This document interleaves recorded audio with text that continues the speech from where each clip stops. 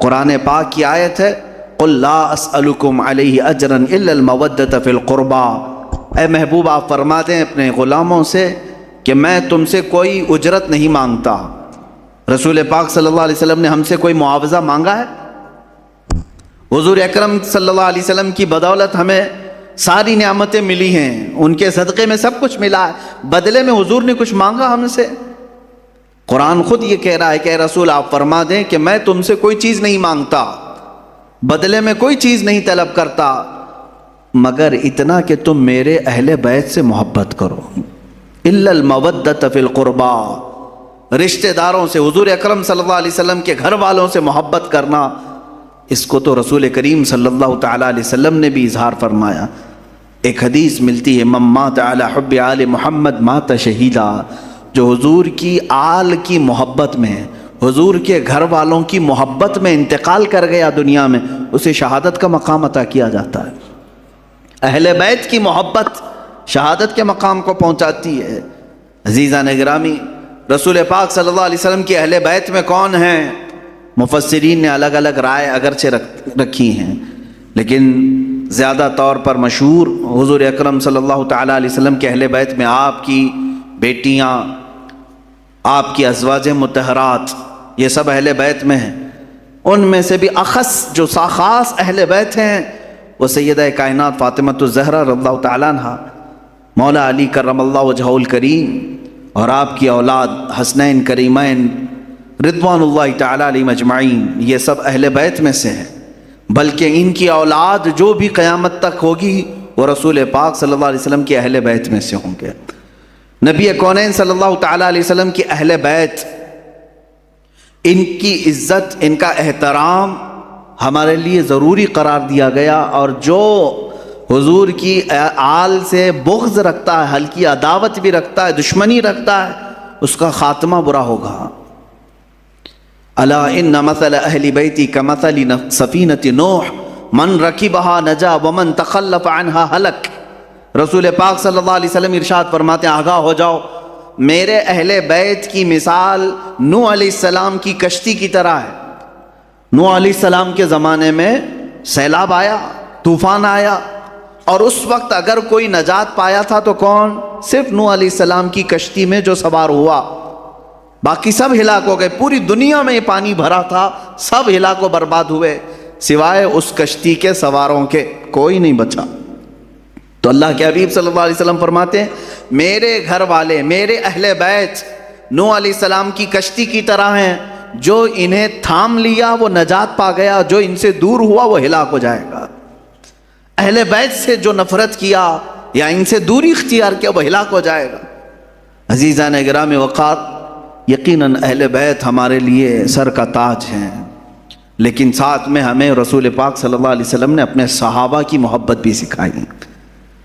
حضور اکرم صلی اللہ علیہ وسلم کا یہ فرمان عالی شان ہے، اصحابی کالنجوم بأیہم اقتدیتم اہتدیتم، میرے صحابہ ستاروں کی مانند ہیں، تم جس کی بھی پیروی کرو گے ہدایت پا جاؤ گے۔ یہ میں کیوں آج عرض کر رہا ہوں؟ اہل بیت کا تذکرہ ہونا چاہیے، لیکن ساتھ میں نے صحابہ کا بھی ذکر کیا۔ وجہ یہ ہے میرے عزیزو کہ کچھ جماعتیں ایسی ہوں گی جو صحابہ سے نفرت کریں گی، حضور پاک صلی اللہ علیہ وسلم کے صحابہ کو کافر کہیں گی، مرتد کہیں گی، باغی کہیں گی، اور کچھ جماعتیں ایسی ہوں گی جو اہل بیت کو گالیاں دیں گی۔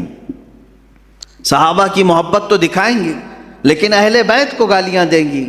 حضرت فاطمہ کو کہتے ہیں وہ بغاوت کرنے والی ہیں، حضرت امام حسین کے بارے میں کہتے ہیں انہوں نے یزید کے خلاف بغاوت کیا۔ یہ دونوں جماعتیں گمراہ ہیں، جو اہل بیت کی نفرت پالتی ہیں یا صحابہ کی نفرت پالتے ہیں۔ یہ دونوں جماعتیں ہیں، گمراہ ہیں۔ ان میں درمیانی جماعت وہ ہے جس کو مسلک اعلیٰ حضرت اہل سنت و جماعت کہتے ہیں۔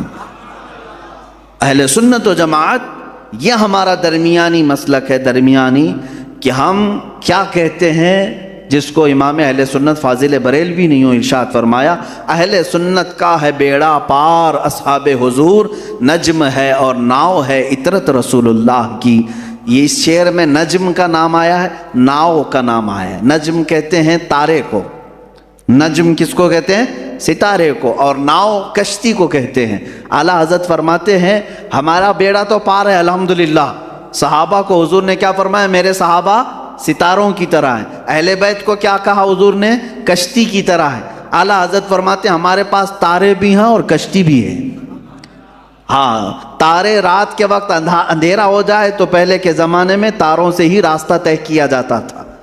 आज भी ये तारे और कश्ती का क्या मिलाप है मैं आपको बताऊं।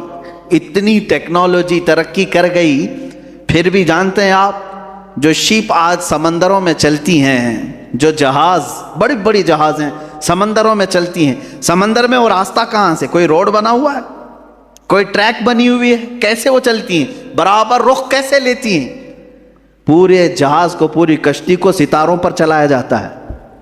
आज भी सितारों पर रास्ते तय किए जाते हैं। अब टेक्नोलॉजी इतनी आ गई और रोड इतने बन गए कि कोई अब रास्ता तलाश करने के लिए तारे देखता ही नहीं। पहले के लोग सफ़र करने के लिए भी तारे देखते थे। हर तारे का एक सिमत होता था, इस तरफ यमन है, इस तरफ शाम है, इस तरफ इराक है, वो रास्ते इसी तरह से तय करते थे। इसलिए ये दो चीज़ों का मिलाप बयान किया गया। समंदर में अगर कश्ती है तो तारों से अपना रास्ता तय करती है। मेरे अजीज़ों, हम ये कहते हैं कि सिर्फ तारे देख करके चलें और समंदर में चलना चाहे तो भी मुमकिन नहीं है, और सिर्फ कश्ती पर बैठ जाएं तारे ना देखें तो भी मुमकिन नहीं है। इसीलिए आला हज़रत ने फरमाया अहले सुन्नत का है बेड़ा पार, असहाबे हुजूर नज्म है और नाव है इतरत रसूलुल्लाह की। अल्लाह के रसूल की अता करदा दोनों नेमतें हमारे पास हैं। हम सहाबा की भी इज़्ज़त करते हैं और अहले बैत अतहार की भी इज़्ज़त करते हैं। इन दोनों में से किसी एक को भी हम ख़ताकार, गुनहगार, माअज़ल्लाह रब्बिल आलमीन, बाग़ी, इस तरह के अल्फाज हम हरगिज़ नहीं इस्तेमाल करते। अहले सुन्नत का ये मौक़िफ़ रहा है।